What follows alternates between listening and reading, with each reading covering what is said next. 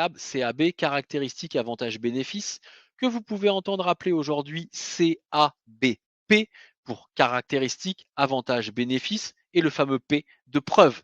Cette preuve vient toujours renforcer le bénéfice apporté. Le caractéristique, c'est très simple, hein. C'est un descriptif factuel de votre service ou de votre produit. C'est la liste des fonctionnalités. L'avantage, eh bien, c'est transformer un caractéristique ou une caractéristique en un avantage positif pour votre prospect. Et c'est bien évidemment la différence avec le service du concurrent ou du produit. Le bénéfice, eh bien, c'est adapter l'avantage au contexte spécifique du client. Qu'est-ce que ça va lui apporter à lui? Là, l'idée, c'est de pouvoir toucher le prospect, le concerner, l'émouvoir. On verra derrière, je vais revenir sur un classique qui vous permet également d'identifier les bénéfices de vos prospects ou de vos clients.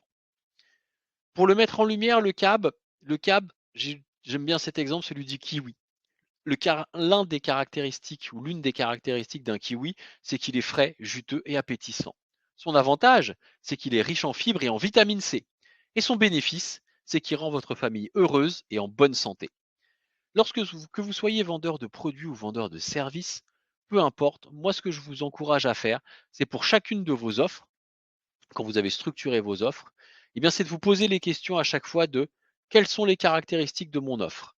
Et donc si je reviens un peu en arrière, c'est de lister tranquillement les descriptifs factuels de votre service ou de votre produit. Une fois que vous avez fait ça, pour chacune de vos caractéristiques, je vous invite à les transformer en un avantage positif. Et derrière, pour chacun de ces avantages positifs, de l'adapter et en le transformant en un bénéfice que vous pourrez derrière venir appuyer avec une preuve. Votre client n'a pas forcément besoin de connaître ni les caractéristiques ni les avantages. Par contre, ce qui est important, c'est que vous lui communiquiez les bénéfices. Pour quelqu'un qui serait très orienté caractéristique, en tout cas l'un de vos interlocuteurs, vous pourrez les détailler. C'est des gens qui vont être intéressés par la technique ou par le comment. Maintenant, à un moment, il faudra toujours les ramener sur voilà ce que ça vous apporte, voilà ce que vous achetez.